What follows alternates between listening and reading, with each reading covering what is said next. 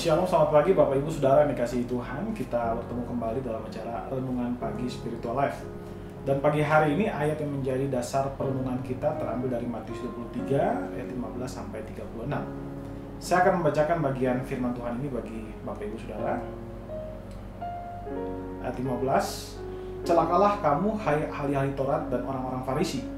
Hai kamu orang-orang munafik, sebab kamu mengarungi lautan dan menjelajah daratan untuk mentobatkan satu orang saja menjadi penganut agamamu, dan sesudah ia bertobat kamu menjadikan dia orang neraka yang 2 kali lebih jahat daripada kamu sendiri. Celakalah kamu, hai pemimpin-pemimpin buta, yang berkata, bersumpah demi bait Allah, bait suci, sumpah itu tidak sah, tetapi bersumpah demi emas bait suci, sumpah itu mengikat. Hai kamu orang-orang bodoh dan orang-orang buta, apakah yang lebih penting, emas atau bait suci yang menguduskan emas itu? Bersumpah demi bait suci, bersumpah demi mezbah, sumpah itu tidak sah, tetapi bersumpah demi persembahan yang ada di atasnya, sumpah itu mengikat. Hai kamu orang-orang buta, apakah yang lebih penting, persembahan atau mezbah yang menguduskan persembahan itu? Karena itu barang siapa bersumpah demi mezbah, ia bersumpah demi mezbah dan juga demi segala sesuatu yang terletak di atasnya. Dan barang siapa bersumpah demi bait suci, ia bersumpah demi bait suci dan juga demi dia yang berdiam di situ. Dan barang siapa bersumpah demi sorga, ia bersumpah demi tahta Allah dan juga demi dia yang bersemayam di atasnya. Celakalah kamu, hai ahli-ahli Taurat dan orang-orang Farisi, hai kamu orang-orang munafik, sebab persepuluhan dari selasih, adas manis dan jintan kamu bayar, tetapi yang terpenting adalah hukum Taurat kamu abaikan, yaitu keadilan dan belas kasihan dan kesetiaan. Yang satu harus dilakukan dan yang lain jangan diabaikan. Hai kamu pemimpin-pemimpin buta, nyamuk kamu tapiskan dari dalam minumanmu, tetapi unta yang di dalamnya kamu telan. Celakalah kamu, hai ahli-ahli Taurat dan orang-orang Farisi, hai orang-orang munafik, sebab cawan dan pinggan kamu bersikat sebelah luarnya, tetapi sebelah dalamnya penuh rampasan dan kerakusan. Hai orang-orang Farisi yang buta, bersihkanlah dahulu sebelah dalam cawan itu, maka sebelah luarnya juga akan bersih. Celakalah kamu, hai ahli-ahli Taurat dan orang-orang Farisi, hai kamu orang-orang munafik, sebab kamu sama seperti kuburan yang dilabur putih, yang sebelah luarnya memang bersih tampaknya, tapi yang sebelah dalamnya penuh tulang belulang dan berbagai jenis kotoran. Demikian jugalah kamu. Di sebelah luar kamu tampak benar di mata orang, tetapi di sebelah dalam kamu penuh kemunafikan dan kedurjanaan.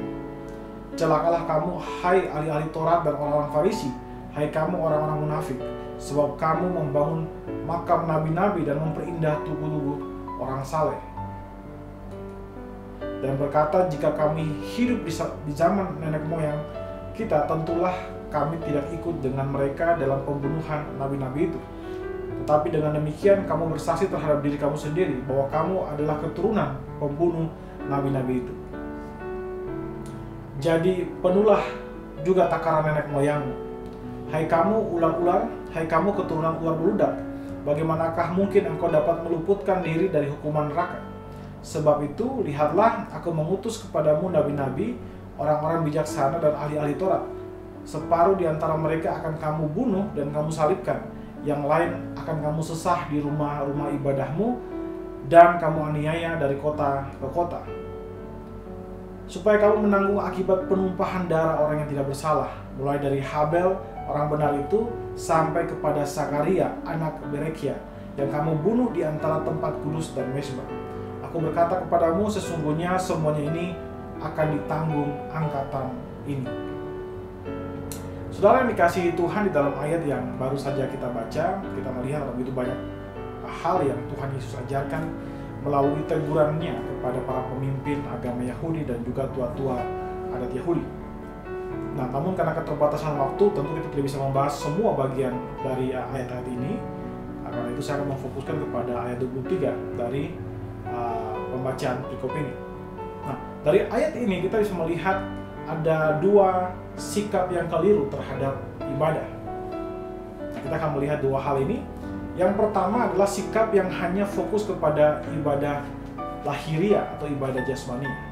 Nah, saudara yang dikasihi Tuhan Yesus menegur orang Farisi karena mereka rupanya sangat memperhatikan aturan-aturan Yahudi yang berkaitan dengan aturan-aturan peribadatan, tentang kewajiban memberikan persembahan persepuluhan, tentang bagaimana memberikan tata cara melakukan ritual-ritual agama dan sebagainya. Orang Farisi itu sangat tekun dan sangat awas terhadap aturan-aturan itu. Tapi sayangnya mereka mengabaikan hal utama dari aturan hukum Taurat sendiri. Tuhan Yesus berkata bahwa esensi atau inti dari hukum Taurat adalah mengasihi Allah dan mengasihi sesama manusia. Nah, saudara yang kasih Tuhan, orang Kristen pun demikian. Sebagai orang Kristen, kita pun harus beribadah kepada Tuhan dan jangan mengabaikan ibadah kita kepada Tuhan. Tapi ibadah yang kita lakukan haruslah memiliki makna. Ketika kita menyanyi, menyembah Tuhan, ketika kita berdoa, itu haruslah kita lakukan dengan sepenuh hati. Ibadah, puasa, mendengarkan firman Tuhan, dan berbagai macam ritual agama yang kita lakukan adalah hal-hal yang baik, tapi harus dilakukan dengan makna yang benar, makna yang betul-betul ingin mencari Tuhan dan mengasihi Tuhan. Orang yang hanya fokus kepada ibadah lahiriah, biasanya mereka akan menjadi bosan, mereka menjadi capek, karena mereka tidak melakukan itu dengan makna yang mendalam. Dan mungkin mereka juga akan seperti orang Farisi, mereka suka menghakimi orang yang tidak melakukan apa yang seperti mereka lakukan. Dan itulah yang terjadi ketika kita hanya fokus kepada ibadah lahiriah. Nah, hal kedua, sikap kedua yaitu orang yang mengabaikan ibadah lahiriah. Nah, saudara, ada banyak orang yang salah paham tentang teguran Kristus terhadap orang Farisi. Mereka berpikir bahwa Kristus adalah seorang yang antinomian, orang yang anti terhadap aturan-aturan Yahudi. Karena dia menegur beberapa kali orang Farisi dan ahli Taurat yang memang sangat tekun beribadah. Tapi rupanya ini adalah sesuatu yang salah kaprah dan salah paham. Kenapa? Karena Kristus tidak pernah anti dengan keteladanan mereka atau sikap mereka dalam beribadah, kerajinan mereka. Tapi yang Yesus kritik adalah ibadah yang mereka lakukan itu tanpa makna. Nah, yang harus dilakukan adalah orang Kristen pun tidak boleh mengabaikan ibadah-ibadah lahiriah. Ketika kita beribadah, kita datang ke gereja, kita memberikan persembahan kepada Tuhan, kita menyanyikan pujian, kita mendengarkan firman Tuhan, kita harus melakukan semuanya dengan benar dan dengan penuh makna, sehingga kita mendapatkan manfaat rohani dari hal-hal tersebut. Nah, orang yang suka mengabaikan ibadah jasmani, biasanya mereka beralasan seperti begini. Mereka akan bilang bahwa ya yang penting kan Tuhan tahu hati saya. Meskipun saya ke gereja, tapi Tuhan tahu hati saya. Meskipun saya tidak ke gereja, tetap saya titipkan persembahan saya dan sebagainya. Nah, ketika orang mengabaikan ibadah lahiriah, maka dia salah mengerti pesan Tuhan Yesus. Tuhan Yesus mengatakan bahwa semua hal itu penting, ya. Ibadah lahiriah penting, tapi ibadah yang batiniah, ibadah yang memakna itu dengan benar, itu pun tidak boleh diabaikan. Sama halnya ketika saudara, mungkin ketika saudara marah, ya. Ketika saudara marah, maka apa yang ada di dalam batin saudara terekspresi melalui fisik saudara atau tubuh saudara. Ketika saudara marah, saudara mungkin bilang saya tidak marah, tapi wajah saudara mungkin berubah warnanya menjadi merah, kemudian jantung kita berdebar-debar, dan kemudian raut muka kita berubah. Itu menunjukkan bahwa apa yang ada dalam batin terekspresi keluar. Karena itu saudara, ibadah lahiriah itu tidak boleh diabaikan. Jadi saudara, sebagai orang Kristen yang baik, mari kita beribadah secara lahiriah, tapi ingat bahwa ibadah itu harus disertai dengan makna yang mendalam, sehingga ibadah kita menjadi ibadah lahiriah dan juga ibadah batiniah atau ibadah rohani. Saudara yang kekasih, mari kita ambil waktu sejenak untuk merenungkan firman Tuhan yang baru saja kita dengar. Saudara, apakah saudara beribadah karena kasih saudara kepada Tuhan, ataukah hanya karena kewajiban saudara sebagai orang Kristen saja?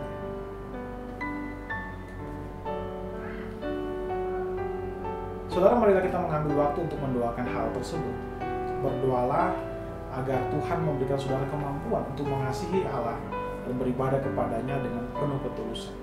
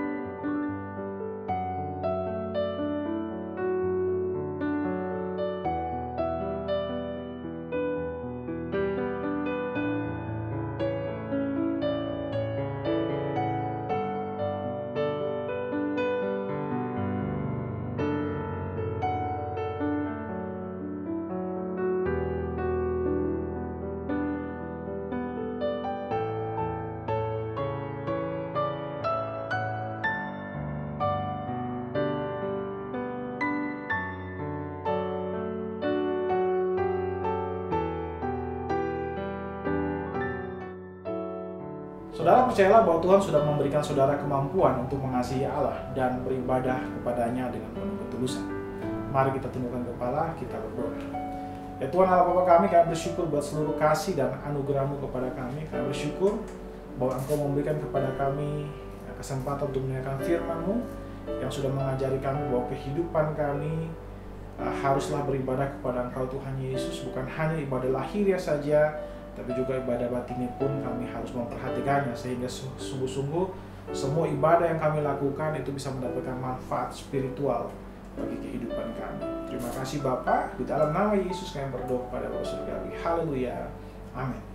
Amin. Bapak Ibu Saudara yang dikasihi Tuhan, selamat pagi, selamat beraktivitas, dan Tuhan Yesus memberkati kita semua.